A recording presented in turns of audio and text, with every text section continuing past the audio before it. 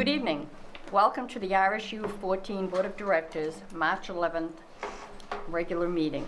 The time is 6:35.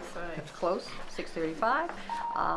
If I could have a roll call, Mr. Superintendent. You sure can. Kate Bricks. Here. Eric Colby. Jennifer Fleck. Here. Diana Freuslin. Here. Marge Cavoni. Here. Pete Hensler. Here. Jen Moore. Here. Don Dillon. Jerry Keane Dwyer. Here. Ayanna Maciel. Here. Okay, if you'll join me in the Pledge of Allegiance. I pledge allegiance to the flag of the United States of America and to the republic for which it stands, one nation, under God, indivisible, with liberty and justice for all. Okay. First on our agenda this evening will be the presentation of the fiscal year 16 RSU 14 budget by our superintendent, Sandy Prince. Thank you. Okay, so it's that time of year. We have another budget to propose to the school committee and to the public. It's always a great time of year to really start thinking about needs within the district, and I certainly appreciate my administrative team who has been instrumental in working with Don and I to have a proposed FY16 budget. I think we have a lot of eagle pride in the district. As you can see from this picture, certainly can bring the confetti out because our 2 years with the students, the girls, the Class A state soccer champs is a huge accomplishment, and again, the eagle pride within not only sports but within the whole district is just another opportunity for us to reflect of how great the RSU 14 school system is. I'd like to tell a story tonight, and the story will talk about budget challenges. It'll talk about good value within the district. We'll actually get into some numbers of the budget and finish with some resources for the public to have at the end. So I'd like you to think about what are some budget challenges. I'm sure as a board and the community, you've looked over the years, and we've all struggled with this economy and thought about how it has impacted school budgets.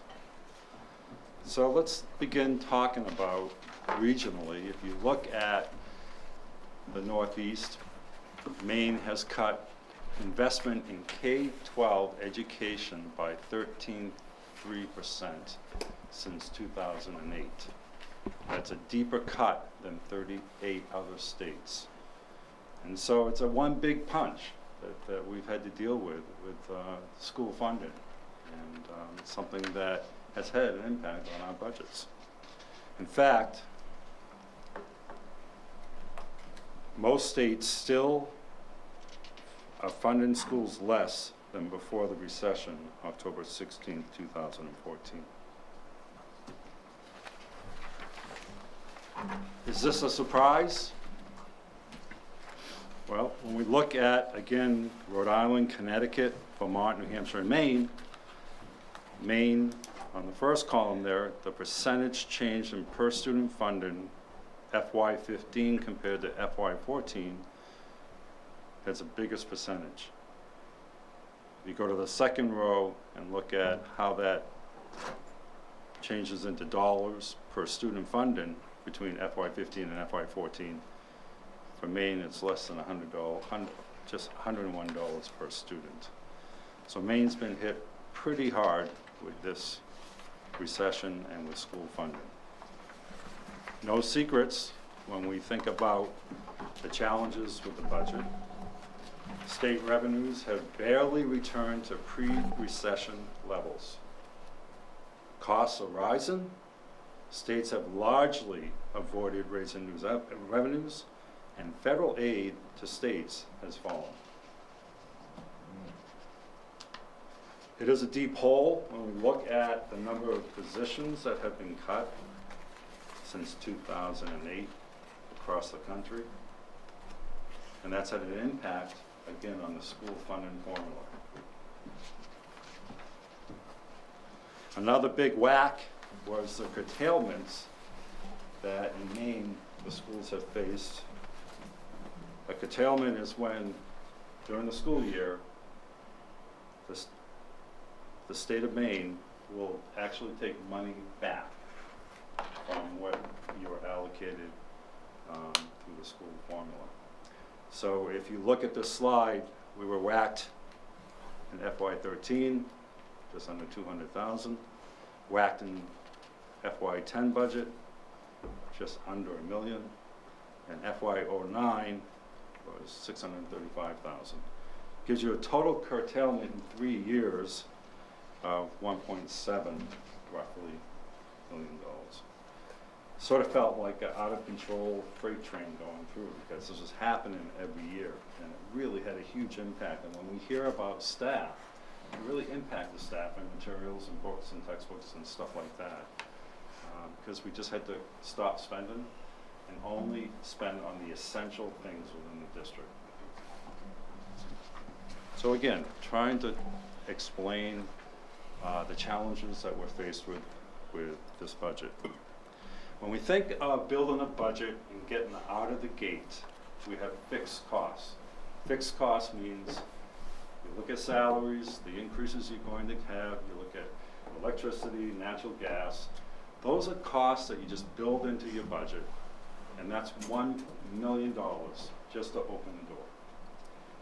And if you look at the recent legislation, it's had a big impact on the district. Charter schools, FY16, we're budgeting just over $254,000. That's a mandate that has been unfunded, and the money has come from our budget.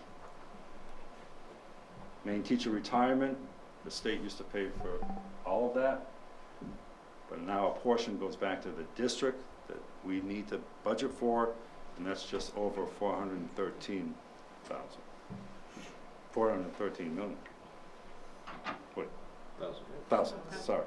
So, if you look at just those two items alone, we're just over $668,000 just for this year, budgeting for those two items that we really have no control over. The charter school and the teacher retirement makes up 1.56% of our total budget. And I'll talk a little more about that as we continue on, but that's an ouch. That really hurts. So think about this. Why is our budget seem higher than previous years? It's a good question. Well, we're still bruising from the broken promise from the state that they would pay 55% of the cost of education in the state of Maine. And they've never been able to live up to that promise. It's just about 46%. And number two up there, we can't stuff this under the rug. But originally, when they talked about the casino, Oxford County Casino, $13 million of that revenue was going to go back to schools, and that never happened.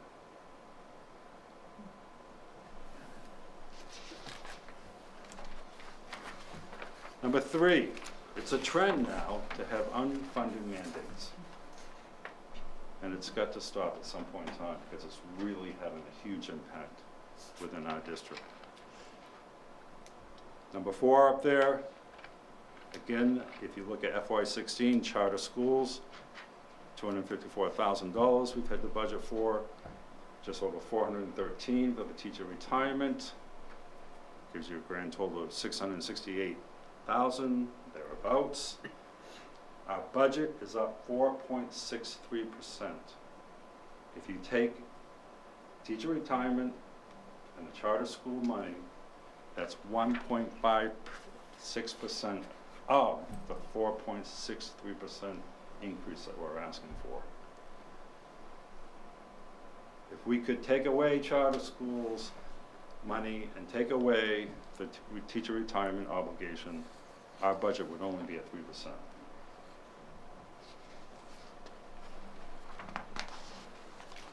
Let's talk about good value.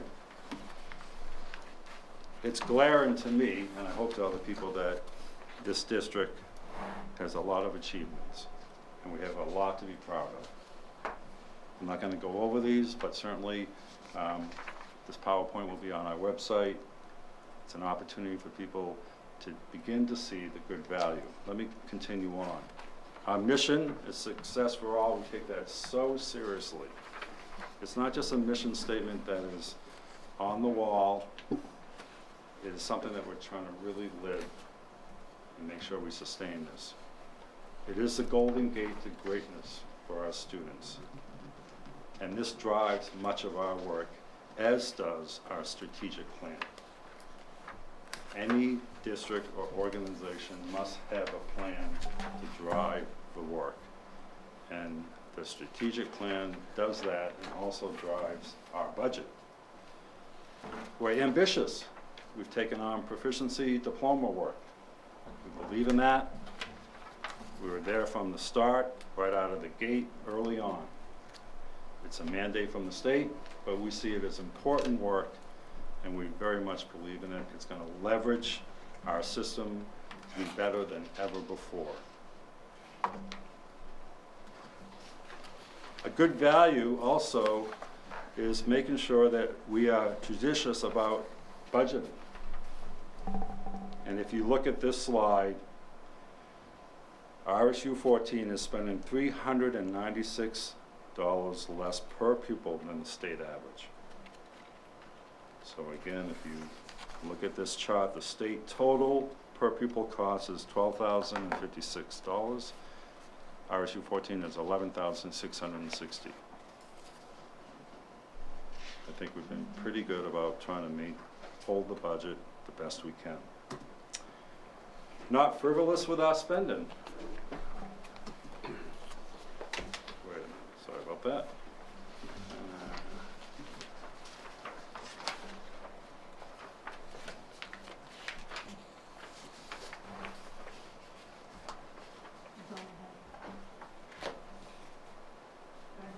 Yeah, we're going back. Hold on.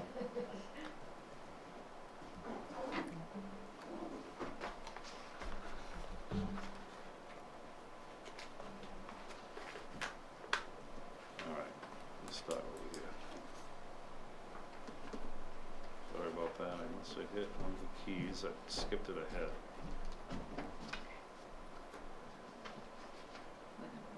I think we're on slide 16. You have to say something. So, I can't sing, but I'll talk. How's that?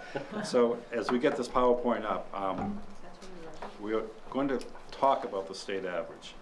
And again, I think this was up when I talked about it before, so we're going to go to per pupil costs. Now, per pupil costs, again, just trying to compare us to other districts, that we are very much doing, I would say, a great job at trying to educate our students and have a reasonable per pupil cost. You can see other districts spend more money than RSU14. The average per pupil cost for all our neighbors is roughly $13,011, and RSU14 is $1,351 less than that. So the story there is, compared to other districts around us, they're spending more money per student. Never idling. We've taken student attendance very seriously. We really do believe in student achievement. You gotta have good teachers, you gotta have good schools, but you also have to have students attend school. And so when we look at the data across RSU and the state, we're doing a better job than the state average. We could do better, but our goal is to do a little bit better every year and really begin to educate the parents. Again, most parents understand this, but some parents just need a little nudge or reminder to make sure that school attendance on a regular basis is important. We have a sharp eye on this. If you look at, again, the elementary schools just in the area, Wyndham Primary School, Raymond Elementary are doing very well. We're very pleased to see that. So a good value is school attendance overall is very much in the average or better. Stellar work with the high school. When we look at the high school compared to other districts, Wyndham High School is right up there, close to the top of student attendance. So very proud of that. Dropout rate, we command that no one drops out. We're not there yet, but we believe that we have so many resources, whether it's adult ed or whatever, that we want every student to stay in school. Data up there shows that we're doing a darn good job with this. And then again, it's just really important to track this information because we're not a rich communities.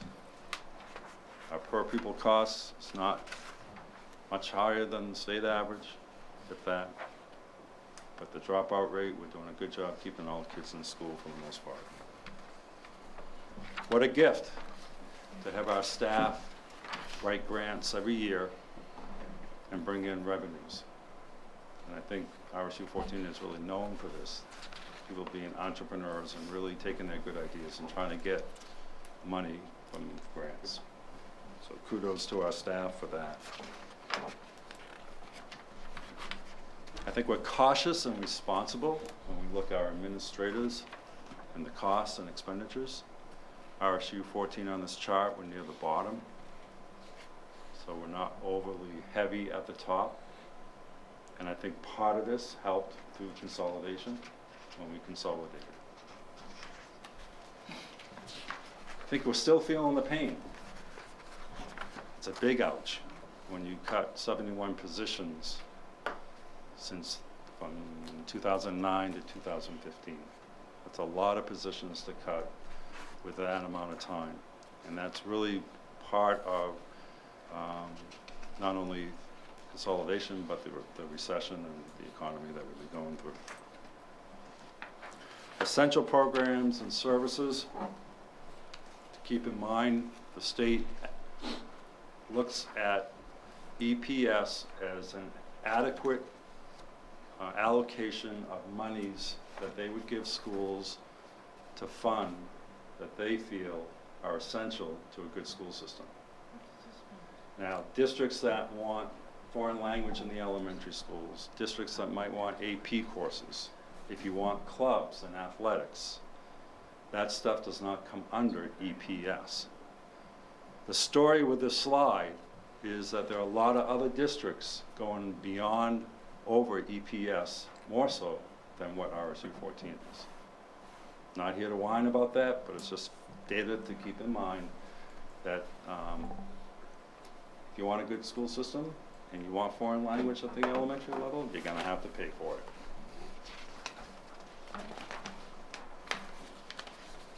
We're a big district.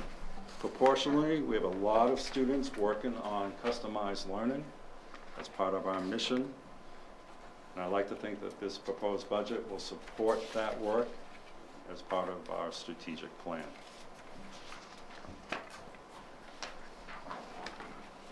As we think about customization, Christine Hessler every year does an annual achievement report, provides data, very much data-driven in the district. And I would encourage anybody in the public to go to our website and look at this achievement report.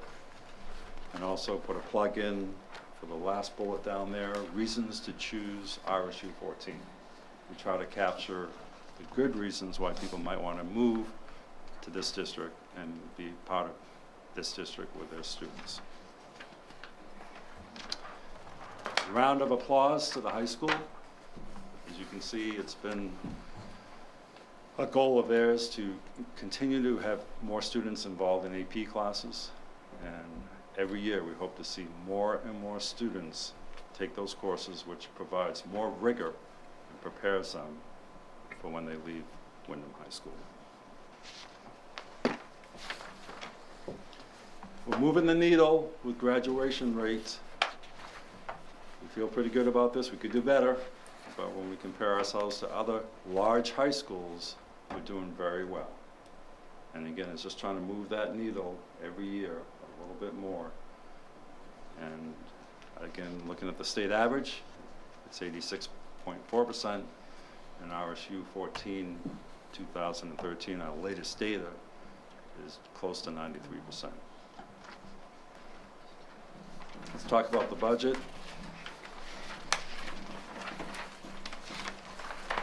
Full school board provided general direction to the superintendent about the budget.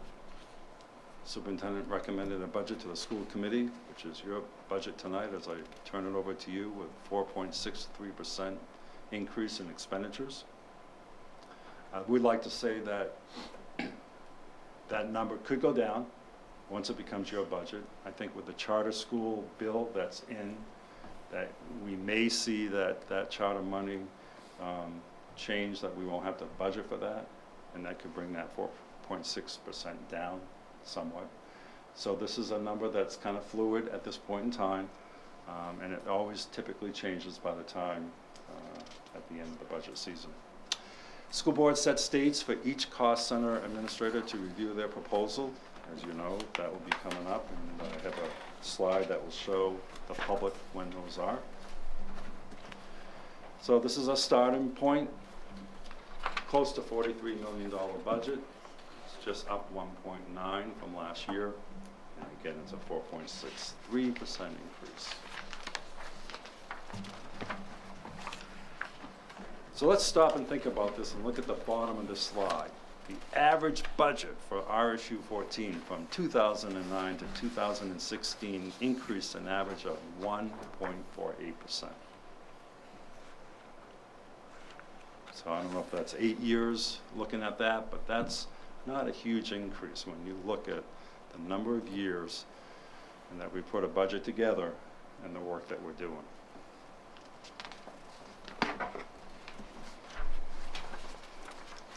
On this slide, if you look at the very bottom, FY16, $15,299,000. That's the subsidy that is allocated at this time for RSU16. Now, if we back out the next column, main purse retirement, if we backed out that money that we had to budget for this budget, then we're looking really at a $14,885,000 amount of money that we're getting from the state, which really is only just over $56,000. This is a trend that needs to stop. Again, I bring this up because all these unfunded mandates end up at the local level most of the time. And if we continue to do this every year, it's just going to have a huge impact on our budgets. So I think this is a really important slide. Down at the very bottom in that box, if you look at the subsidy from FY09 to FY15, there's a difference of just over 100,000.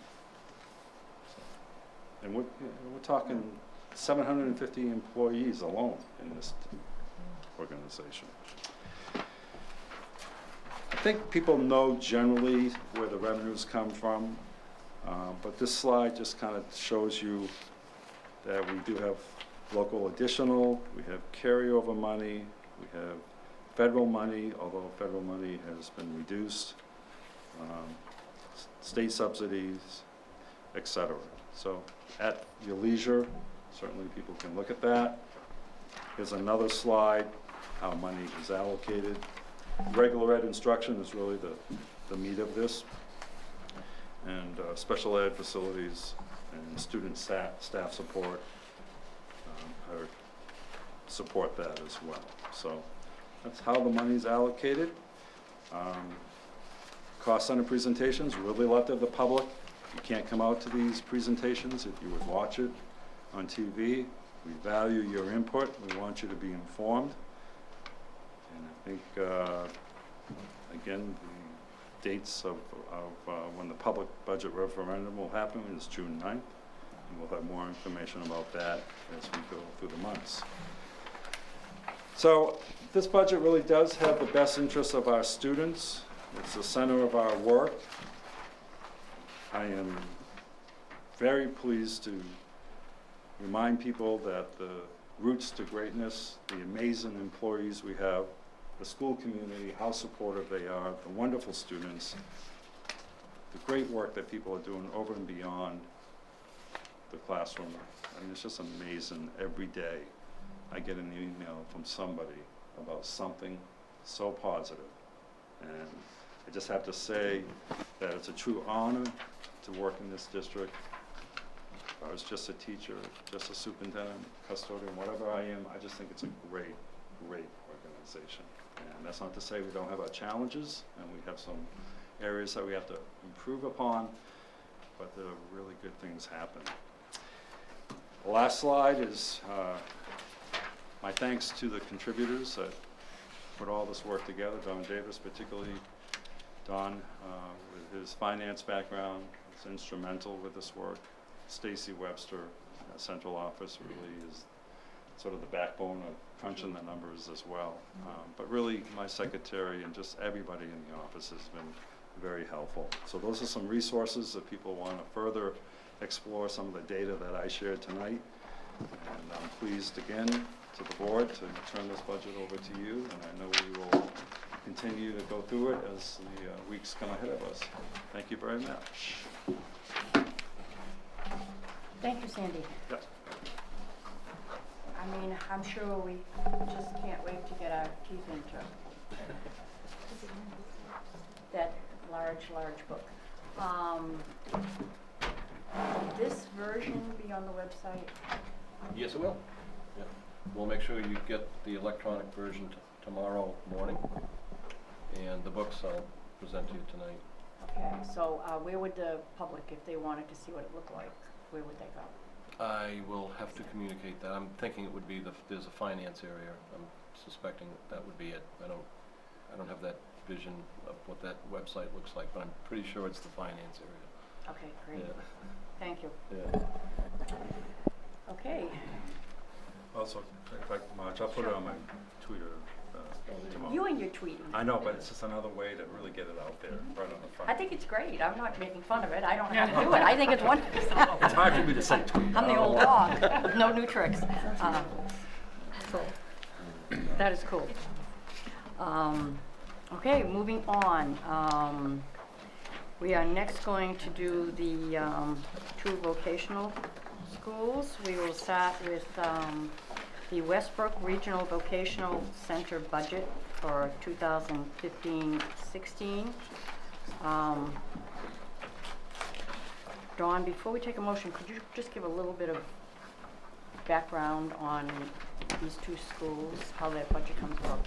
I'd be happy to. The formulas are slightly different between the two schools, but essentially they look at two parts of the budget. One is the operating expense part. The other one is for new equipment to support either equipment that's aged out or new programs that may come into play. So you'll find that there are two calculations for that. The other thing that they do is they use some form of enrollment averaging over a period of the time so that there isn't a cliff if you happen to have had a number of children that either come or go away from the site, so that you end up with more of a level opportunity for budgeting in terms of that. So essentially, this is to pay for career and technical education. Our primary site is Westbrook Regional, although many of the students are able to go to Paths. That's available to them to the extent that Westbrook Regional doesn't have a program that Paths does. And so there are choices made there by the students in their interest area. Great, thank you. Yep. I will entertain a motion, and then we can have a discussion if needed.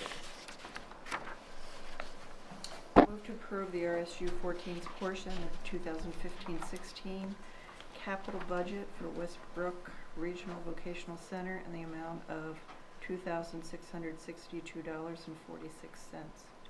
Second. I have a motion and a second. Is there anything from the public? Seeing nothing.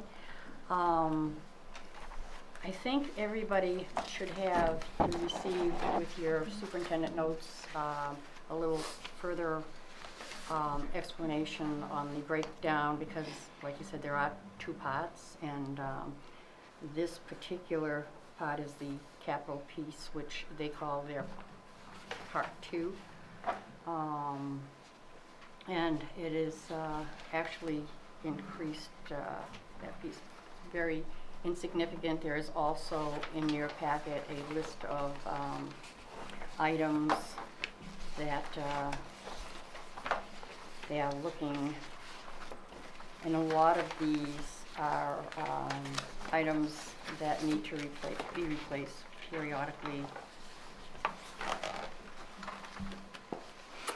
So, does anyone from the board have any questions, comments? Okay, seeing none. All those in favor? It is unanimous. Second. I move to approve the RSU14's portion of the 2015-16 budget operating cost assessment for Westbrook Regional Vocational Center in the amount of $245,734.84. Second. I have a first and a motion and a second. Anything from the public comment? Seeing none. Any questions, comments from the board? Okay, seeing none. All those in favor? It is unanimous. Next item is the Portland Arts and Technology High School budget for 2015-16. I could have a motion? I move to approve RSU14's portion of the 2015-16 budget, Part 1 cost assessment for the Portland Arts and Technology High School in the amount of $2,154.47. Second. Is there any comments, questions from the public? Seeing none, I will close public comment. Are there any from the board? Seeing none, we'll take a vote. All those in favor? It is unanimous. The second half of that? I move to approve RSU14's portion of the 2015-16 budget, Part 2 cost assessment for the Portland Arts and Technology High School in the amount of $230,066.02. Second. We have a motion and a second. Any comment from the public? Seeing none. Any comments, questions from the board? Seeing none, we'll take a vote. All those in favor? It is unanimous. Okay, moving on. Next on the agenda is a curriculum update from our Director of Curriculum, Christine Hessler, on the assessment and instruction. Good evening. You guys are flying right along. We've had practice. Okay. Practicing. I did not do a presentation slide because I figured Sandy was going to have one up, and there's only so many slides you can actually look at. But I just wanted to come tonight and give you an update on a couple of things that are going on in the RSU. And so the first one I wanted to share with you is we have talked about this in the past, but we're getting ready for our spring testing for the state assessment. And I'm just going to hand these around. You may have seen them on listserv. This is a brochure that we created for the parents in the RSU to understand the spring testing that is coming up. It is a different assessment than we've been used to. We've had the MEA, and then we went to NECAP, and now we're into what's called MEA again for math and ELA literacy. It's commonly called SBAC because Smarter Balance is the consortium that created the test.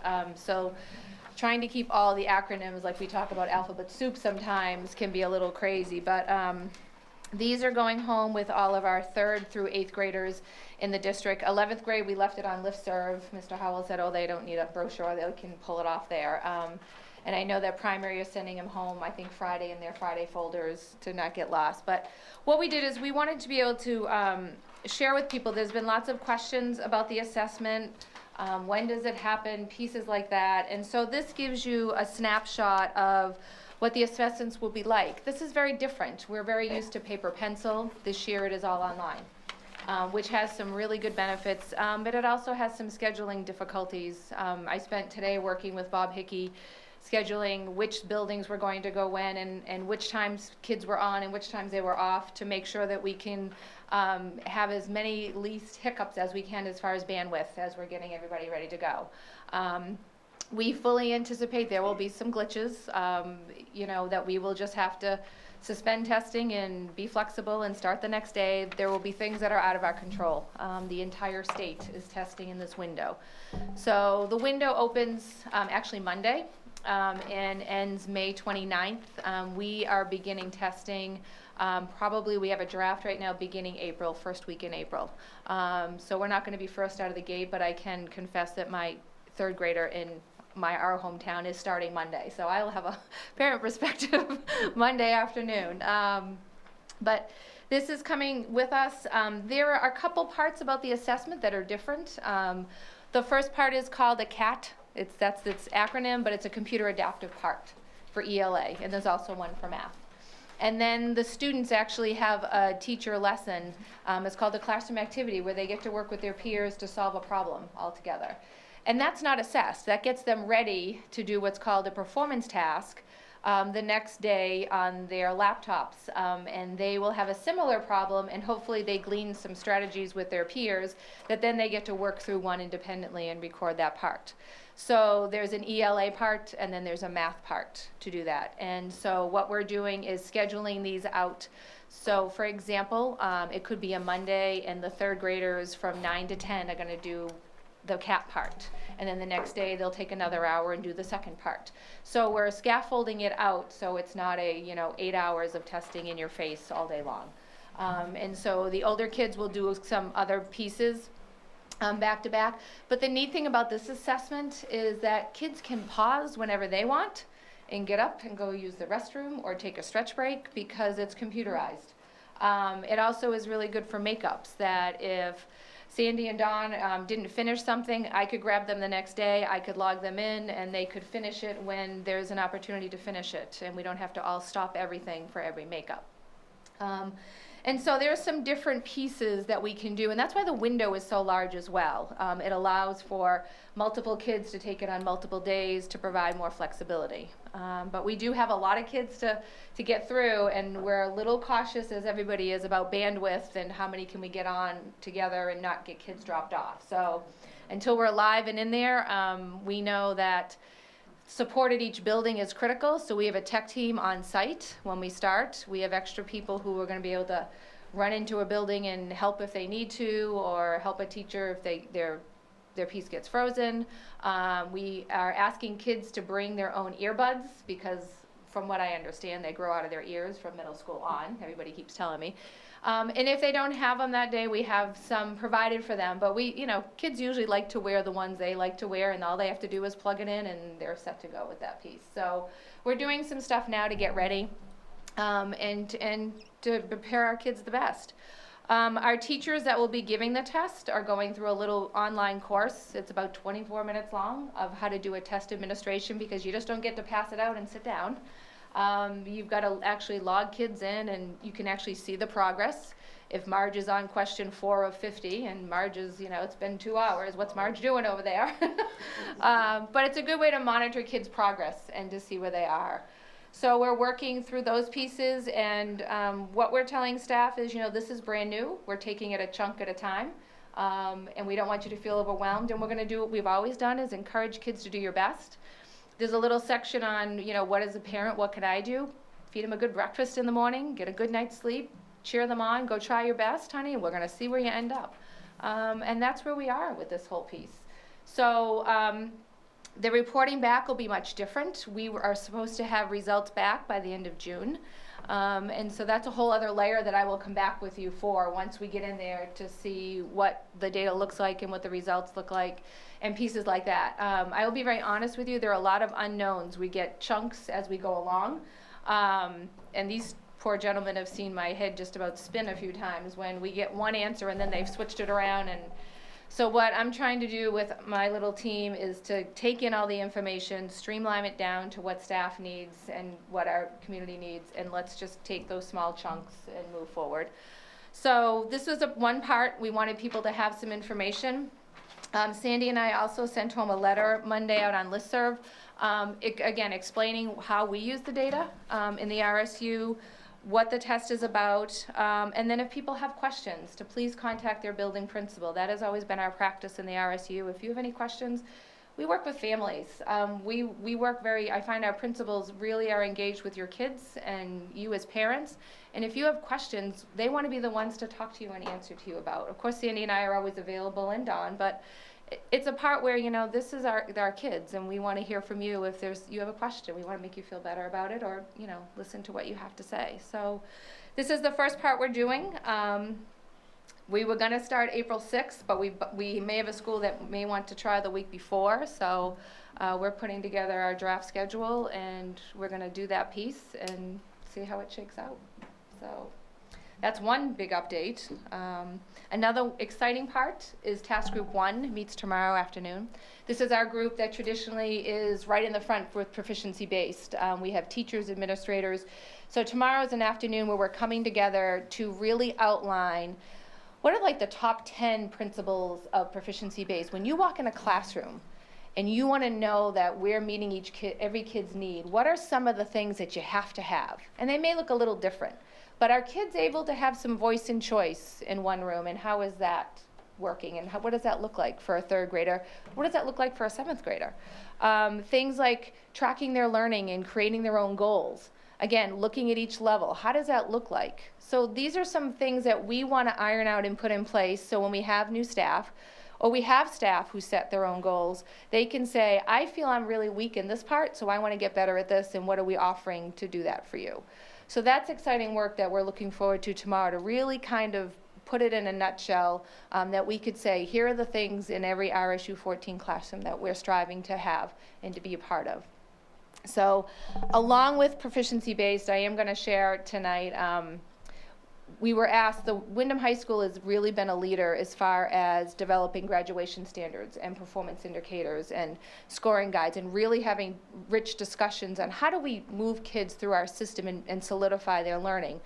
And because of the really great work that Chris Howell and Kelly and Deb have done up there, we were asked to be part of the League of Innovative Schools, which encompasses all the states in New England. And Chris and I were invited down last month, I believe, because they hold a series of workshops that we were able to go and attend and talk with other states about what they're doing. Some are further ahead, some are further behind, but we were able to work with people outside of Maine to talk about what we could bring back to RSU 14. And so I'm really pleased to announce that we've been invited to be a member of that group, which is free. We get to have access to all of the materials and all the past workshops.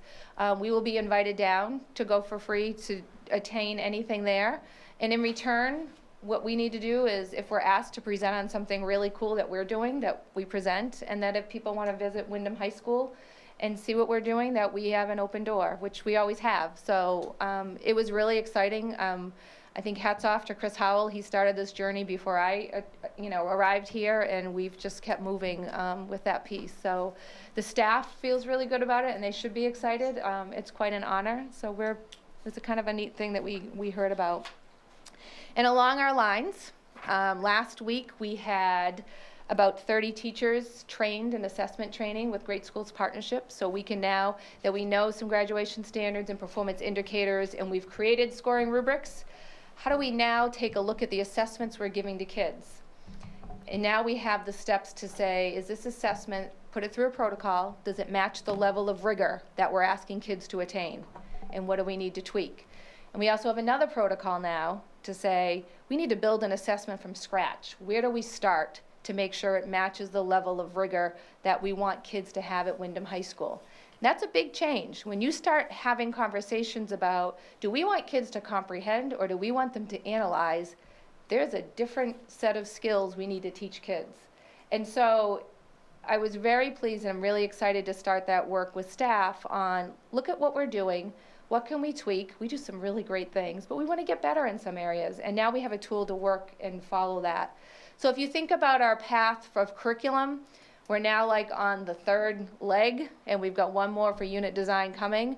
but we're really ready to jump, and this summer we'll be doing a lot of work in curriculum groups, creating assessments, and getting ready for the fall opening. So it blends right in with everything that we're working through. Another piece with proficiency base is we are piloting this year. You saw a presentation about jump rope, our grading piece that we're working at. Still piloting, still having some really good successes, and also finding out some bugs we need to work out. So we're going to be coming to you in the next couple of months. I know after budget you have a lot to do with that, but to come back and share with you our findings, some things that we've run up against that we're trying to fix. And I have to say, even the things we have to fix, I'm really pleased with our staff to say, you know what, we wanted to do this, and can it do it? And because this is what we want to show to parents, and they're not stopping to say, okay, this is fine and it's great. We want more, which makes it messier, but I'll tell you, it's really powerful to see our teachers saying, I need to give parents more information, and how can we do this so it works? So you'll be getting more about jump rope coming up in the later months for that piece. But I just wanted to bring that in there because we did talk about it first, and we had a presentation so you could see it, and we're continuing to move forward with it. And then lastly, if you can believe it, we're getting ready to get ready for Jumpstart to kindergarten. We have kindergarten registration coming up next month. It's amazing to think about it already, but we will again be running the Jumpstart program. With our students. We're securing our staff. We have 2 new kindergarten teachers who will be getting trained so that all of our teachers have that great training. We have been also asked to help create a video that will be used around the state of New England about the Jumpstart program. Actually, Gary's going to help produce it because we all know Gary does great work. But it's pretty exciting. And then another bug I'm going to throw out there is, Kate, you had mentioned to me earlier, what about a program in the summer for kids leaving K going into 1. Mm-hmm. And so with our connections with Jumpstart, those creators have actually piloted a program last summer that was called Jump Up, and that's from K to 1. And so we're going to visit this summer, and we're going to try to wrap in, this is my brain just going crazy, but like to wrap in our teen trendsetters at the high school to help in the summer program and help them design these programs to help those kids who need a boost from K to 1. So we're giving those kids before they come in a jump. We know that we're seeing really good results. Let's see what else we can do with that piece. So more to come with our little ones. Lots to come with our older ones. I don't think I've left anybody out at this point, but when you ask for an update, you kind of get soup to nuts. So here's where we are today. If anybody has any questions, I'd love to answer them. But, Kate? How many classes or, I guess, students will you be serving for jump rope? Last year, we had 48 for jump rope. Yeah, we're going to try to fill Jumpstart. I'm sorry, Jumpstart. No. Thank you, Jumpstart. Yeah, I know. So we had 48 last year. I'm sorry? We had 48 who started, and I think we finished with 46. And you're going to move forward with 48 again? We're going to move forward with 48 again, yeah. Okay. Yeah. And jump up numbers? I don't know. We've got to figure that out budget-wise. As As many as I can, yes, okay. Yes.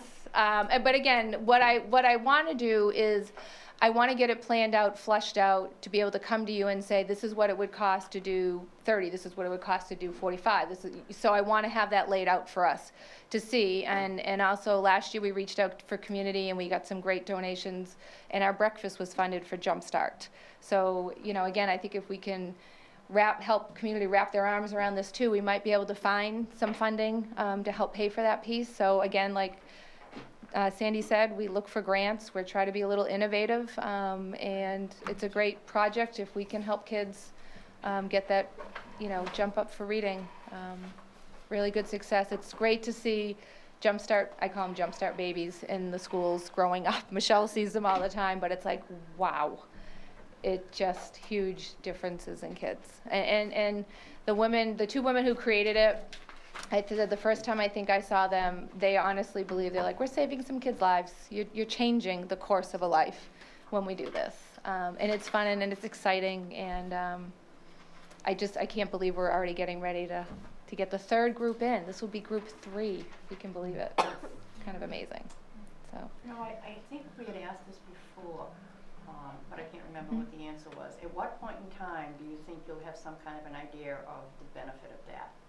I mean, this is going to be your third year, and I'm sure you're looking at getting feedback. Okay, how are those particular students doing in each grade? Right. And I thought we had the discussion once upon a time as to Tracking it a little bit right, to see. when would you see something that would look like viable? Well, we know kids that are already moved through have been on benchmark and have stayed. We saw a little bit of a dip one year, but we're seeing, benchmarking hits all the way through. I mean, we can look at, I can pull we can pull Ames Web data, we can also pull DRA data. But I also think would be incredible would be to survey parents of kids who went through to find out what's changed with them. What's their attitude? I mean, some of that data isn't in numbers. It's what's their attitude towards school. Do they come home? Do they want to read? Many of our parents have said their child didn't even want to write. Last year, that was huge. Parents were like, I couldn't get my child to write, and that's all they want to do is write. So some of the data you can't quantify, but I think, Marge, we can certainly break out. It would be good to those know if years. it's the improvement is sustainable. Yeah. Right. And how many are sustained and don't need any remediation, but how many were in the program Right. and then kind of lost ground. Right. We'll do that. Just a question to back up to Smarter Balanced. Sure. I just was talking with some teachers from Manchester. Yep. And so I'm wondering if there's any hiccups with the different technology they'll use, Mac versus Dell, or if any of the laptops that they're currently using need to be serviced first, and if all those hiccups go away, and Right. if there's any issues, if they're different platforms Right. to assess the data. Right. So when anyone takes the Smarter Balance, what has to be loaded on is called a secure browser. So that's like it's almost like an app for a laptop as well. You click onto that and boom, everything is there. So there have been some hiccups with the practice test, which is not through the secure browser, it's through the web. So that's a different story. So our tech department is checking every computer that's going to be tested, and for used, all the secure browser is loaded onto it, and then other things have to be shut off for testing, so that it doesn't go to sleep. Like, for example, you can't have the computer go to sleep, which kids would be fine, but if I'm the proctor, my computer can't go to sleep or I shut my kids off.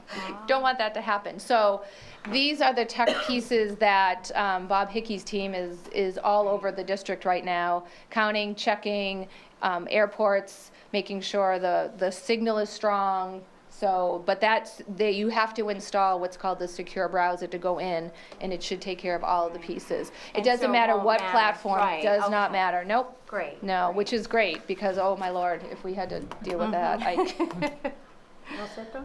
so. Yeah. Jerry? Well, first, I'm delighted to hear you talk about spring. Yes, me too. And today felt like it.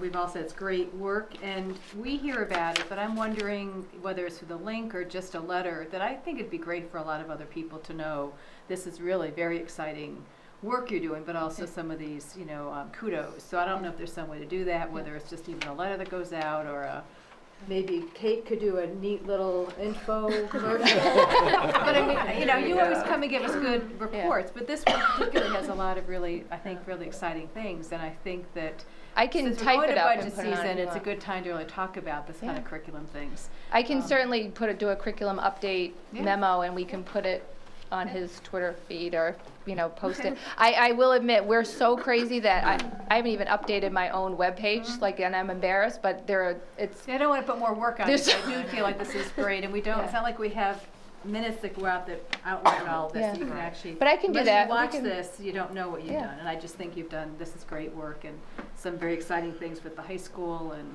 being invited Yeah. to do things. So that's congratulations. maybe if So they many- leave me alone for a few hours one morning, I could type. and not need to make more work, but I just want to. No, more I people agree, to know Jerry. about. Yeah. This is really Sure. neat work. Yeah, absolutely. Really fun. I just want to say that the idea of incorporating teen trendsetters into jump up Yeah, I know. is a great idea. This is my second year I in the know. program, and Yeah. I love it. And we could also add it to the running list of capstone ideas. So that'd be a great summer. Well, I activity. met with Amy Denneker and we were talking Yeah. about what could we also do, and I said, there's this new part coming up, and if we could spend your teen trendsetter time and then do some other pieces with you, that could be a summer piece for you. I mean, if kids need to collect hours for community service, or it's, think about if you're going into early childhood, you have that background. We think of there was an incredible article from Paths in one of the papers that talked about students working in the early childhood program, and they have all those hours of experience before they even leave high school. I mean, that's something we could build right here, because Ayana's been on it. There are lots of kids that just love that niche, and I guess Amy and I were both saying, wouldn't it be nice if one of those kids that was there became a teen trendsetter when they were in high school? I mean, you can just kind of see it. Forgive me, I don't know what teen trendsetter. Oh, Ariana, you have to talk about it. Exactly I want her to do it. So Teen Trendsetters is through the Barbara Bush Foundation, and it's basically a mentor program. So high school kids sign up, and every Friday morning during period 2, we go down and we read to first graders who are at least, I believe, 6 months behind in reading. And so we have set packets and specific books that we go by each week, and there are teaching guides. Same student you're hooked up with? Same student all Good. year. And then we track progress, and That's cool. it's really, really rewarding. There was just an article in the paper this week. They highlighted Bonnie Eagle's Teen Trendsetters, and they, it said Wyndham has the same piece. And I think my first year here we started, and they did a nice video. It was on the news as well, but the Teen Trendsetters is something I love that's that. really exciting. Great idea. So, yeah. Well, you people have really kept that hidden. She was. It's great. Yeah. Excellent. Does anybody else have anything for Christine? Just a quick question for us parents. Yeah. So Yes, we'll Mom. be testing, I know, mid-April? It depends on your building, and Okay. your principal will send that out. Okay. What we're trying to do is, we have a draft of when we think, and then we're spot checking numbers on it, and then you'll get your piece out for you. But Jordan Small is doing some starting, I want to say maybe grade 8 and grade 5, starting April 6th. So that'll be coming quickly. So it's all scaffolded out. Okay. So you'll get that, and it's easier for the principals to say, here's our dates, times, and they have an opportunity to touch base with you as well about it. So, Okay. but I was working on it today, so that's why your group stuck in my head, because the high school is going that week as well, so we're getting all that ready. So You can try it online. You can go in and do the practice test. test Yeah. Oh, okay. yourself as a parent. Oh, cool. I did it today. Yeah. You know what? So you can see what your kids did out. No, to tell me Experience. where I Way would to go. access that. It's All very complicated, the steps were.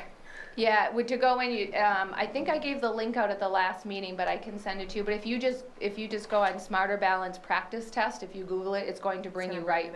It's going to bring you there, and it's in band, so you can do a 3rd grade math, or it's. Are you smarter than smarter. a third grader? Yeah. I'm not gonna tell you the results. No, one of our staff members did the 11th grade math, and he came in. He goes, "I really don't feel good about myself." He said, "It's been a long time since I've been in high school." So you can go on, and when you start it, you're right, keep Michelle. clicking Just guest. keep clicking guest, and Your you'll grade and just keep clicking yeah, yes. and you won't get a result, but you'll No. see questions, and No, that's good. you'll be able. Right. You can do it 99 times. That's right. So you can practice being wow. a third That's grader Yes. over and over. Mastery. Mastery. Yes, but you don't, and there's no judgment, Kate. So Yeah, right. Is this the link on the back here? there is a link. Actually, thank you, Jennifer. There is a link right on the back of here. But again, you could just Google it, and it'll pop right up for you as well. Okay. It's on the state website as well, the DOE website, and pieces like that. So you can have at it, but it's No, I'm not. that's what it is. I know. Are we all set? Are we all set? Are we all set over there? Okay. Thank you. Thank you Thank you. very much. Okay, moving right along, we will now do committee reports, and Jerry, we will start with finance. You want to start somewhere else? No, that's okay, I just have to get to it. I know we had you shut it down. Right. Okay. Oh, Yes, it's something on Wyndham's side. Wyndham side.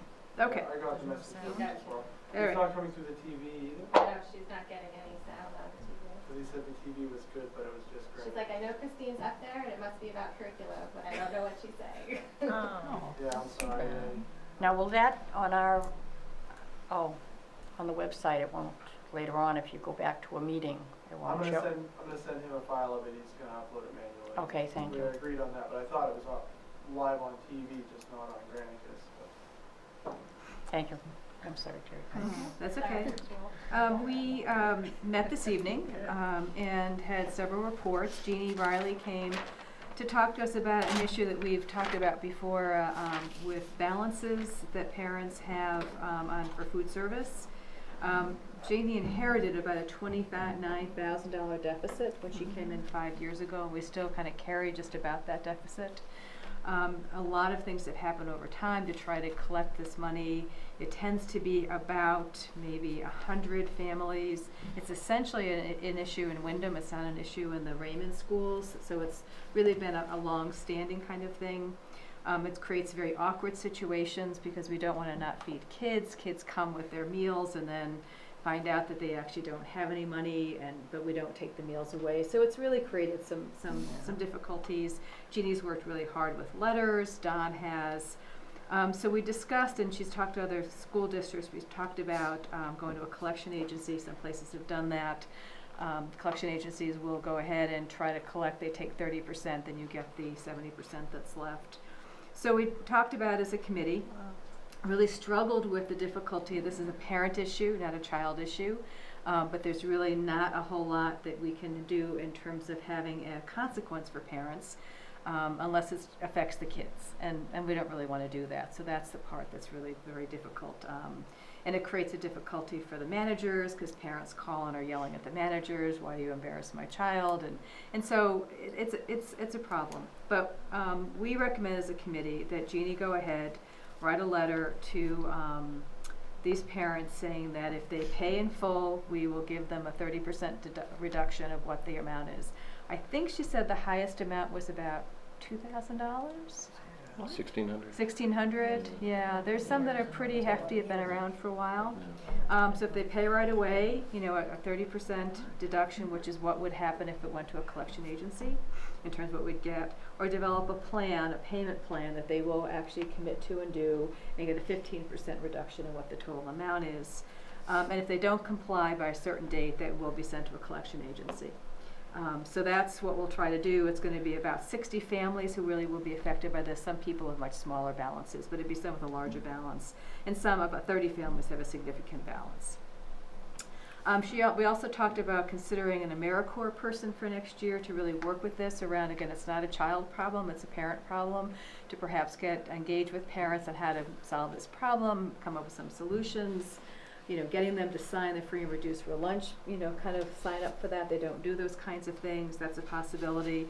Actually, as you were speaking, it occurred to me, or Sandy was speaking about even AmeriCorps working with the dropout and the parents. And so that may be a way to kind of get a person who could do a variety of things around connecting with parents about some of these issues. So that's just, I'm throwing that out there. It's really an idea that we're going to do, but it's a possibility. So anyway, we're going to move ahead. We will, keep on top of this and get back to you. We have to make some decision if we will just sort of call this a bad debt and start from zero and then go from there. But we'll kind of talk about that. Again, our concern here is that we have kids, that they're fed, that they, are feeling like supported by the school, but also realizing that we can't continue to carry, some pretty significant amounts of money over a period of time.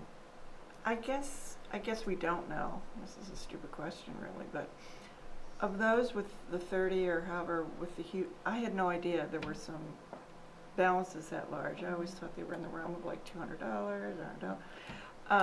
Do we know if any of these habitual non-paying paying parents really do qualify for free and there's no way we can know, right? So that would be where the AmeriCorps would Possibly, come in then and we maybe. could possibly be, use a gentle approach, but try to Right, be right, encouraging. education and Exactly. so forth. Exactly, yeah.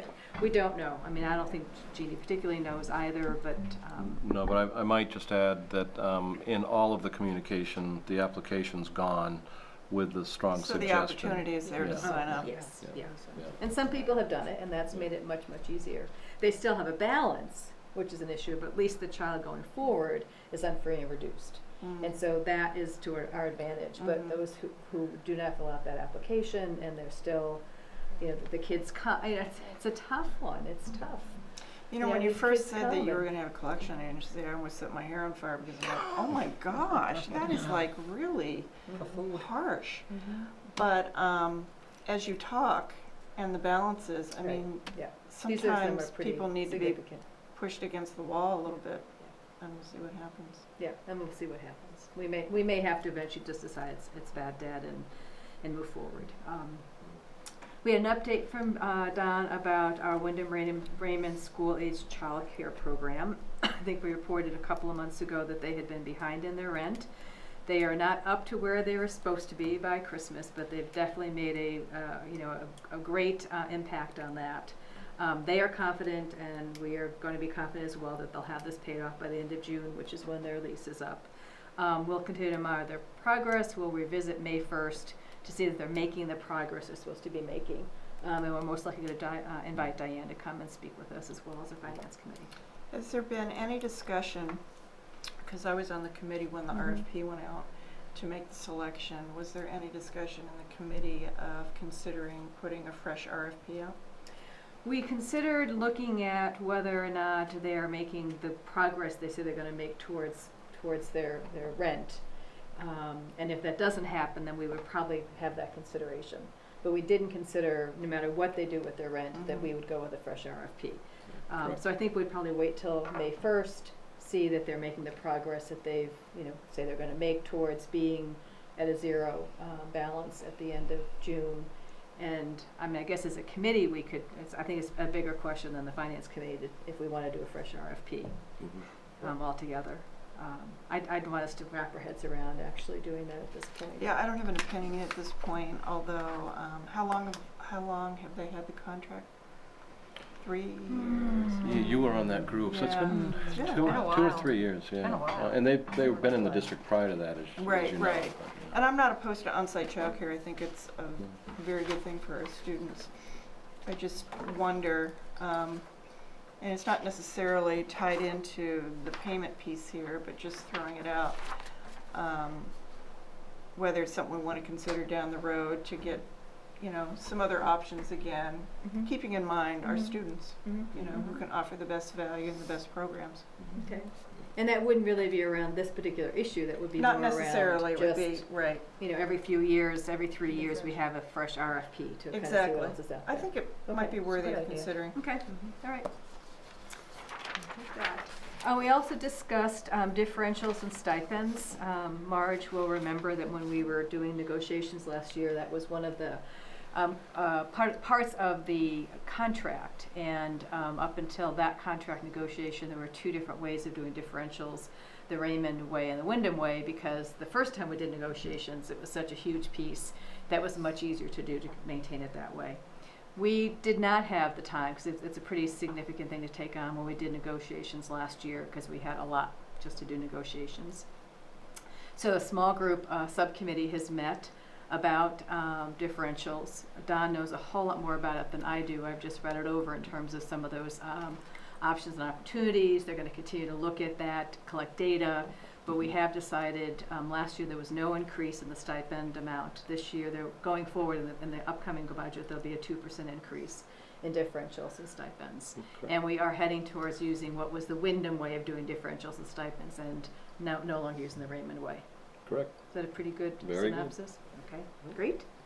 We also discussed a retirement incentive, which we've done, I think 2 years ago. And for those of you who weren't around during that time, at times school systems will give an incentive to teachers who are close to retirement around health insurance or a lump sum We didn't do it last year, and we decided that we wouldn't, there's really no particular reason this year to do a retirement incentive. So we had a short discussion and just decided it wasn't a year we need to do that.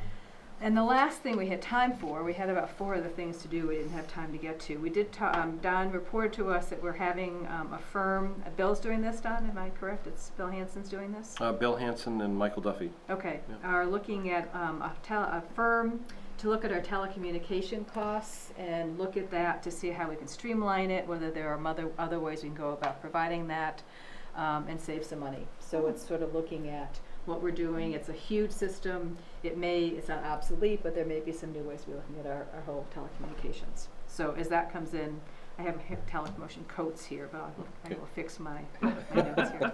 So as that comes back to us, we will report back on that piece as well. And then we had to come to this meeting, so we didn't get to anything else. Darn it. Oh, that's it. Well, the food service thing was a long discussion. Yeah, It was sure. pretty complicated, so it really was a long discussion. So that's all I have. Excellent, great, thank you. Facilities, Pete? All right, so the facilities subcommittee, we met on March 9th, and this was the first meeting in some time as the composition of the members had changed, so there were a few new members. So it was more of an organizational meeting to address how we're going to move forward. The first order of business was to elect a chair, and there was a lot. And voila. There was a lot of debate. It was hotly contested, a lot of campaigning, but I squeaked out a victory in that. So I'm the new chair of that committee, and the next thing that we wanted to do was just kind of set up a schedule of when our meetings would be. It's kind of hard to come up with a recurring meeting at this point, given all the budget meetings that we have. So we set up a couple going forward just to get us through until after budget time. So we're going to be meeting next on April 6th and follow that May 20th, and then we'll set up a regular schedule after that. And then we also just talked about some of the things that we would need as a committee to really assess our charge. So we wanted to get a list of the RSU property, the buildings, because we had an update recently that the John Andrews School had suffered a partial roof collapse due to the weight of the snow. Me personally, I didn't even know that we owned a John Andrews School, so I figured it was probably important that we get a list of these properties. So that's something that's going to be provided for us. Let's see, we also are looking for the timeline of the Wyndham Bus Garage project. That's going to be something that we address coming up.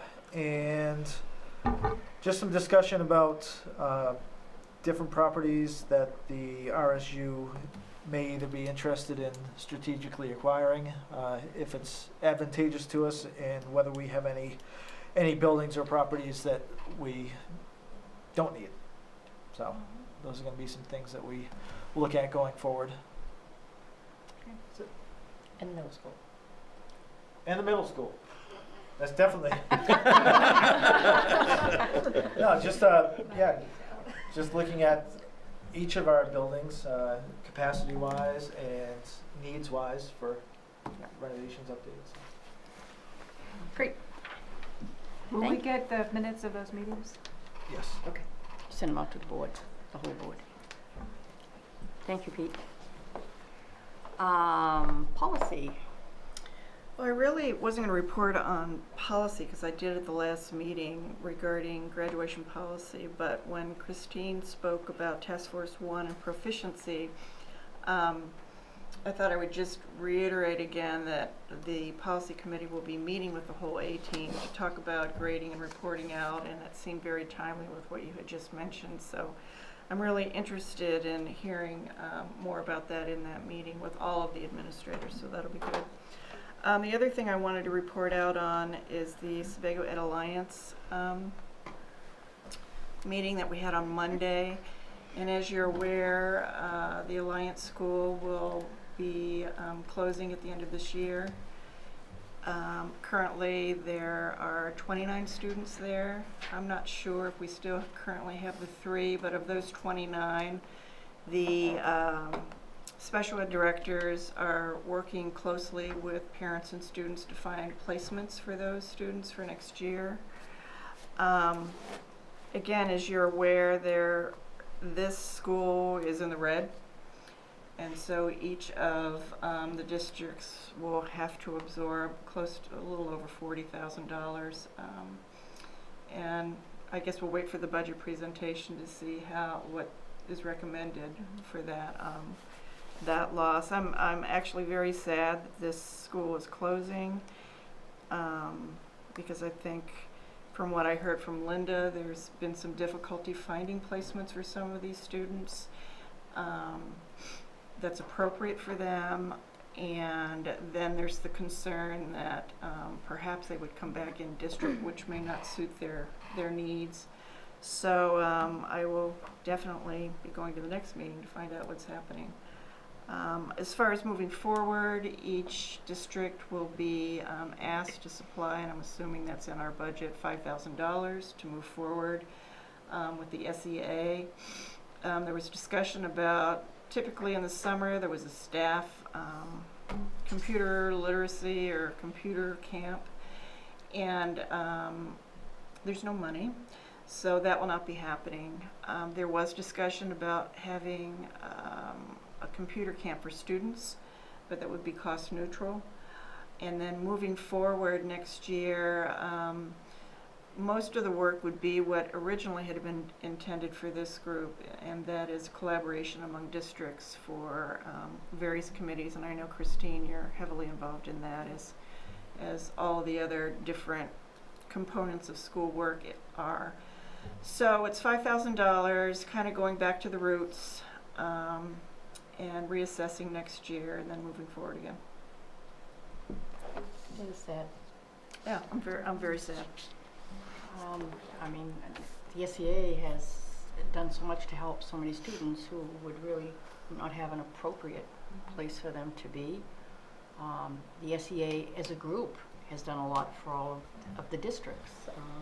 They've been involved in getting us better prices. I mean, working out calendars with the technical schools, so it's. I think the hardest thing for me about all of this is that this is a tough population that generally doesn't have a sense of belonging, and so now they don't. And I think our district has, how many students do we have? 4. 4. We still have 4. Okay. All right. After that sad note, Yeah. let's see if we. Debbie Downer, sorry. Ayanna? I have quite a few things to talk about. I'd like to start by congratulating the high school's One Act team for placing second at regionals in Falmouth for the Chronicles of Jane. They'll be headed to States either this coming weekend or in the next couple weeks. I don't know which weekend, but that's really exciting. It's really good. Maybe Friday or Saturday they're having a one night only show, so $5 to attend at the high school. You should go. It's really good. Last weekend I participated with a bunch of people from my Interact Club and students from the Wyndham Key Club in the Strive Rocks Dance Marathon. For those of you who don't know, Strive is an organization in Portland who supports teens, tweens, and young adults with developmental disabilities, and Wyndham's team won a trophy for having the most participants. Cool. Nice. And Strive altogether raised over $76,000 for their organization, so that's really exciting. It's the most they've ever made. Dancing with the Staff is coming up on March 26th and April 15th. The prom fashion show is tomorrow, put on by Bus Sim. Spring sports starting in the next month or so, and tomorrow is March's school board student council luncheon at 10:30. So that's all I have. Thank you. Do you provide lunch for the luncheon? Oh, yes. Oh, yeah, that's why You we go to the cafeteria, you go to the cafeteria and you get your own lunch. And then you go to the, I'm not done, then you go to the. Then we go down to the, Are you athletic. going? Yeah, we Okay. go all the Well, time. I- It is, I'm telling you, it is It's one of the best so, things. isn't it? Yeah, no, It is tomorrow I'm not scheduled, so I just great. don't know the process, They will walk you through it. They So come where and- do I meet? You go to the athletic conference room. Okay, and they'll bring me, okay. Or actually, we meet right outside, right in the middle of the cafeteria, is usually, because we're never sure Yeah. where I was a will little we lost this week? last time. so Because sometimes they move us. That's right, so right in front of the caf is The main caf. and they come find us, yes. But it is early. Somebody will, somebody will find us. So it's really, really great. Okay, all right. Okay, I had asked, I asked Jen Moore if she could please give us a bit of an update because she is the Raymond Board representative that is on the withdrawal committee. So, I am. thank you. So the Raymond Withdrawal Committee has met, we've really had 2 meetings with the 4-person committee plus the larger subcommittee. The first meeting, we really spent outlining some of the questions that the community had and wanted us to address. And then we quickly moved in the first and second meetings to outlining what information we needed to answer those questions. Many of them were financial related, and they formed a subgroup to really look at the budget and start to think about what a budget would look like if Raymond did withdraw from the RSU. They have a meeting scheduled on March 26th, which is the day after the vote on cost sharing. I think the group is really interested in what happens with the cost sharing vote, and that may inform the future direction. But it's really just been those 2 meetings to date. So I think toward the end of the month we'll have a better feel for the direction. Question? I have a couple questions as the head cheese for our group anyway. When the Wyndham Withdrawal Committee, which is, who is that? Me, Us. Eric, Myself. you, and then you 2 birds. But we're not a withdrawal committee, just as a clarification.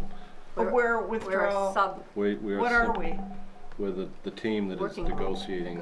We're the negotiating team. Thank you for Yeah, that sorry. clarity. All right. When we were summoned to Raymond, there were a couple of things that were said that I wonder if you can give some clarity to. And one was, and it's not the first that I've heard it. I've heard it multiple times. In fact, I've heard it over the years. That, and one of the gals on the committee posed this question, or made this statement that I think she was speaking specifically about RES, but that they had lost amenities once consolidation took place. And the reference that I remember was back in the day was computers. So I wonder if you can give some clarity, if that was part of a discussion, what people feel like they've lost in Raymond? So we didn't have a detailed discussion about Okay. what that meant. Yeah.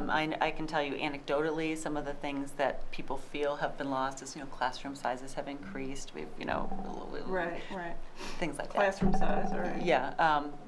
I didn't hear any other specifics that I could name. So, Okay. and we didn't get into the details at that meeting either, as you know. Yeah. Other than Well, that, I there's just only been wondered, one other as a meeting. committee, when you met, if We've only met twice, and you were at one of the meetings, so we really haven't Okay. get into that much detail. I'm wondering if, only because I've heard this over the years, if, Don, do we have any kind of, I don't know what you would call it, inventory or of things that have been enhanced in Raymond? The only thing that comes to mind is I'm constantly hearing about the computers and how the computer, whatever, was taken away. And do you know the road I'm going down? Yeah, I think so. There's a couple of things, I think, in answer to that. We'd have to think about that and patch some things together. But actually recently, because we are looking at the facilities across the district, I was interested to know what the equity might be, frankly, from building to building in terms of the money spent, if you will, in that arena, which is, we'll call it Bill's arena, okay? Yeah, because we never really, here's the frank fact of the matter is we never really think of it as different. If money is needed, it's spent where it needs to be spent on a priority basis. So we did engage in an activity to try to find out how much money has been spent in the sites based on like a square foot calculation. So we have looked at that. I don't have that committed to my mind. And we know that we've done things from a technological standpoint, particularly not just in hardware, but in software across the district. But we have to be careful when we think about that to make sure that we look at all the sites and we're not just identifying a place that got money. I actually had been thinking about this too, Kate, frankly, because I thought questions might come, which haven't, which is fine, about that sort of thing. So I think with a little work, we could, fashion some information about, I guess, be more specific, facilities cost and technology maybe. Yeah. Those two areas. Well, I only say this, I only pose it now because it was mentioned in withdrawal, and I've heard it before, and I'm tired of hearing it, to be honest. So, if you could provide, whatever you can provide. In those two areas? Yeah. Okay. Yeah. And then provide it to us, and then I would respectfully request that Jennifer, you take it back to the withdrawal committee. Can, Kate, if you don't mind, if we want to send it to them. Or through Caitlin or whatever. Yes, I would prefer Okay. that Dawn sent it to Right, Caitlin. I mean, right. That's the chain. I don't want to defeat the protocol. No, you're right. help set I up. forgot about her. And then, since Jennifer's in the hot seat, she's on the famous committee. My other question is and this question was posed to us when the negotiating team went up there again. And my question is also regarding the concern about representation. And I'm not exactly sure what that means. I know I answered the question to the best of my ability when I was there. But I guess I'm curious if what does that mean? I think, as we've said over and over again, there's never come a point when this board it's ever come to fruition where it's been a town against a Right. town vote, or even not, right? I mean, have we even ever seen a half and half Right. split? So I think it's more of a concern, but it's an unfounded concern. So we've just Okay. continued to say it's never happened. That's not the way the board thinks. The board really represents the RSU. It's not, we're obviously brought here by the town, and we represent the community Right, also. right. But once we're here, then we're really thinking about the whole RSU. So I hope that we've given I people didn't know comfort whether there around were that. any other areas where No, it was really about the numbers. It was The really numbers? about just Raymond always having three of the 9. which is like out of our hands. It's typical for a lot of boards, right? And again, Well, it's there's lots based of on people on the population, committee that isn't will it? say that. So It's based on population. Yeah. I mean, it's not arbitrary. yeah, and I think a lot of people on the committee do understand that. So there's a couple of people that voiced concern, and I feel like So that I we're feel good like on they that? understood that it hasn't been an issue to date. So I don't think it's Okay. an ongoing concern. Okay, good. Thank you. We all set. Are there any other committees? No. I don't think so. Sandy, do you want to do yours now, or do you want to wait just for have the a round table? couple quickie, Go ahead. just real You quick. can take as long as you like. We're ahead of schedule. Just a reminder to the public that March 18th is the second public hearing, and that's 5:30 at Wyndham High School Auditorium. And then the public vote, as mentioned, is March 25th at 6 o'clock. However, if people have questions, we'll be there at 5:30 to answer any questions. And again, that public vote is at Wyndham High School Auditorium, and I hope people can get involved and attend those sessions. I too just want to mention the one-act play from the high school students. They did win the festival at Falmouth High School, and Wyndham and Falmouth will be advancing to the state competition at Bangor High School on March 20th. So congratulations to the students and to everybody else that was involved in that. It's just great to see the good work that's coming out of the one-act plays. Thank you. Okay. Okay, we will now move on to board roundtable, and Dawn, we'll start with you. Oh, okay. I'm just going to mention, because I saw the sign and I'm getting tickets, but Little Mermaid is coming out, and I thought that would be a cute show, and I know a lot of our students will be performing in that production, Some so. of the dates. I know that the first one is like this coming Friday, This weekend. Saturday, and Sunday, and I think for the next 2 weeks. So 7 o'clock shows, and I think afternoon shows, so I'm not sure of the time. Maybe 2?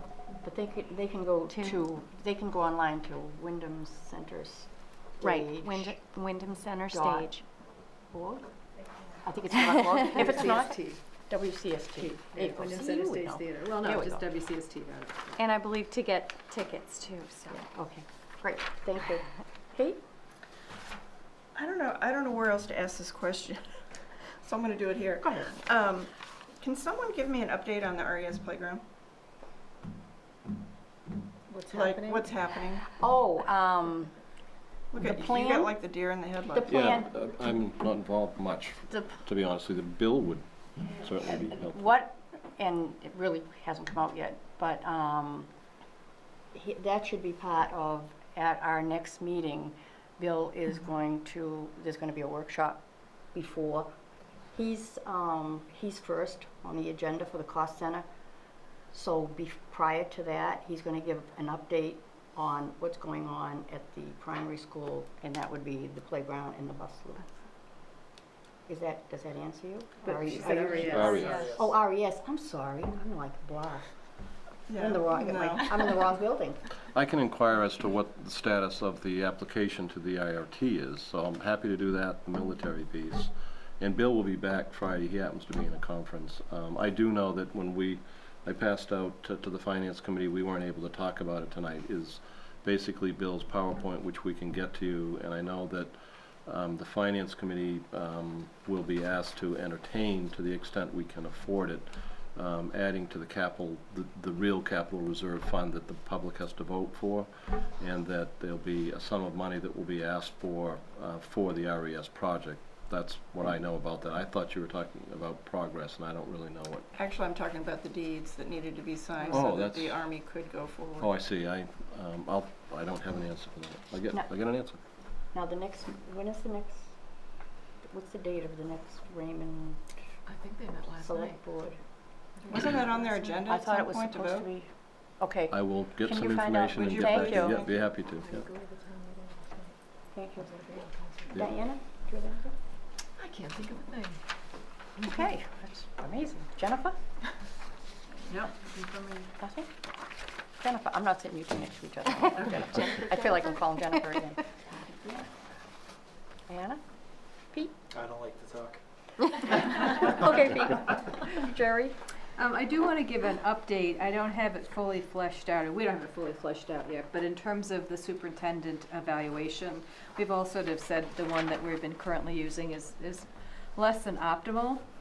So I think I said to you that Marge and Sandy had met, and then Sandy and she and I met and kind of talked about ways to go about doing an evaluation.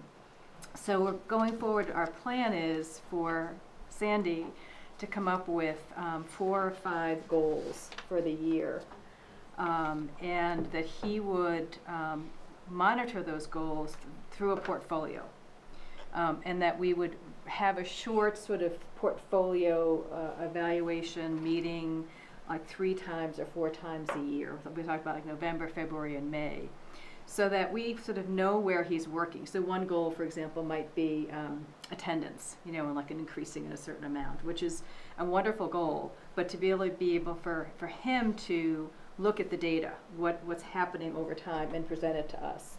So it's sort of this kind of formative evaluation as we go, not just the sort of the end of the evaluation period. So he's currently working on those goals, and some of them are really overarching, and some are a little bit more specific to some buildings. and then he's gonna present that to us as a small subcommittee, then we'll talk to all of you about it. But I'm pretty excited about this. I think it's gonna, I wanna see Kate, because I know this has been a concern for you, I mean, for all of us. I think it's gonna be a much better way for us to assess what he's doing, because it's really goal-based, what's happening in the district. I like the idea of the portfolio, because I think that we get to actually see the data, whether it's working with Christine or working with Bill of certain projects. It keeps him on task, you know, and if he doesn't get to something, it might be, well, but it might be because Christine didn't get it done. But things happen, but at least we have some sense of where he's going with different kind of projects, and if it's not going somewhere, how do we help him? So it's much more, how do we support him in this goal, and these goals, not in terms of really looking at how come you're not reaching them, what do we do to help you with that? And then we do something like 3 times a year, reports to us on that. Again, and you might make the portfolio available. You can stop by in the district office and take a look at it. Bring it, a half hour before the meeting so you can take a look at it. I don't think we need to take a lot of time, but just kind of keeps him on task, us on task. So it's not just once a year. We're like looking throughout the year. So his goal right now is to come up with those goals, and I know he's working on that. I hope we're hoping by May to kind of present that for next year. So we sort of have that, what he's going to do for the summer, because we know there's a lot of summer stuff, so that when in November, when we kind of have a little bit of time under our belts, would be the first time that he would present his portfolio to us. So that's sort of where we're at. You can certainly think about it, but it's definitely not this paper and pencil, and it's really portfolio based, and I like the idea. So I really like the direction, based on what you just said, that it's a lot more tangible. I think absolutely we'll feel is. a lot more connected to the work. yes. That he's doing and be more informed. I mean, we all know he does like a bazillion things, but having a portfolio, Of what I is like actually paper. going, Well, actually what's happening. data. It's hard to know. Is he getting along with parents? I think we'll know if he's not getting along with parents, but I think I want to know more about the specifics of the goals that are for the district. So I think that's the part I think we're excited about as well. I think it's Sandy, what do you think? This was his idea, I think. Yeah, This I mean, was- I think it's a great idea. I like the ongoing conversation instead of once a year. And I think we're all used to keeping portfolios, the evidence of the work, so I'm excited. Yeah. Okay. And I like that it really gives us a chance to see what do we need to do to support him. So it's not just what did you do or not do. It's really like, okay, if this is not going the direction you want, what can we do? What support do you need? Where do we need to be doing different kinds of things? Even if it's our own sort of PR as board members. To coin a phrase, evidence-based. Yeah. Well, was there any discussion about the board coming up with any goals? Well, I think that he'll Same present the goals for us, and then I think we can have a conversation about whether we have other goals. So Are you talking about board goals? No, Oh, no. okay. Goals for But all right. he's our one employee, and it's it's not too common that an employee comes up with all of their own goals.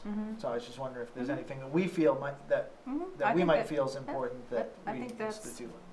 I think as soon as We we can can discuss sort of it. present yours, then we can sort of throw what might be, some of ours, and then we can, pull together what that's gonna look like for the next year. I think our sort of timeline was like by June 1st, we'd have some of the goals fleshed out. But if we could do something before that, Sandy, so we all sort of see your direction, that if we have ideas of goals, or if you do or whatever, then we thought by June 1st, we'd like to see those goals.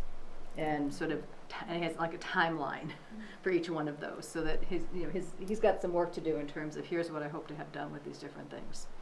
So by November, it'll be this, and by February. But yeah, I think if you do, you could either email us or bring them here, or either, tell him what you have as a goal. I think that's fine. I don't think that, this is not to have us not have goals But I for think him. it should be a Collaborative. collaborative goal. It's not an individual, one Right. person's goal. Yeah. It's- And it's kind of evolving, so Yeah, if this he is gets done with one out of the goals, this one finishes, another one goes right in there, so it's not a thing of, we're gonna keep it going forever. Yeah. And yes, so I just want to give you the update, and again, this will get more fleshed out, but, and we'll try to have another meeting in the next, because we have so much time in the next month or so. I know, don't we? And that's all I Okay, have. thank you. We presented to the Wyndham Town Council last night. I say we, don't you like that we thing? Dawn. Sandy introduced Dawn, and Dawn presented.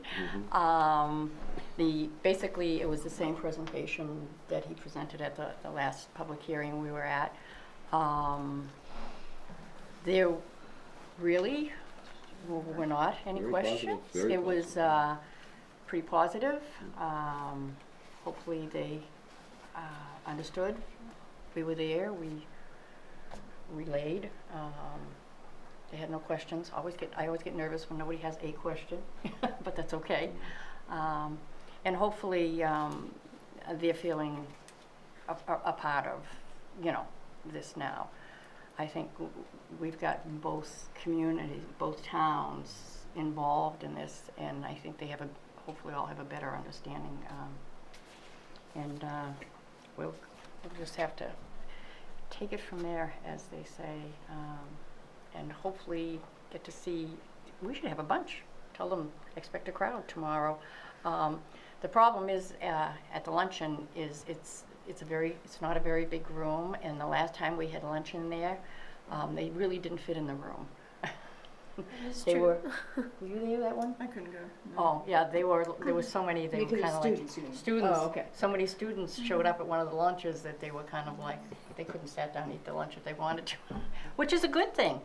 Because I can remember we couldn't get anybody in there. So that was great. And this is just a short thing because we don't publicize this a lot, but the backpack program is going very well. And the snack program. And the other thing that we're going to be helping to move forward is it's an old fund, but we've given it a new title at the high school in the cafeteria. I won't give it the old title because I didn't really like it, but we've named the fund the High School Lunch and Village Fund because it takes a village. And this is basically helped a lot and monitored by our SRO, Smitty.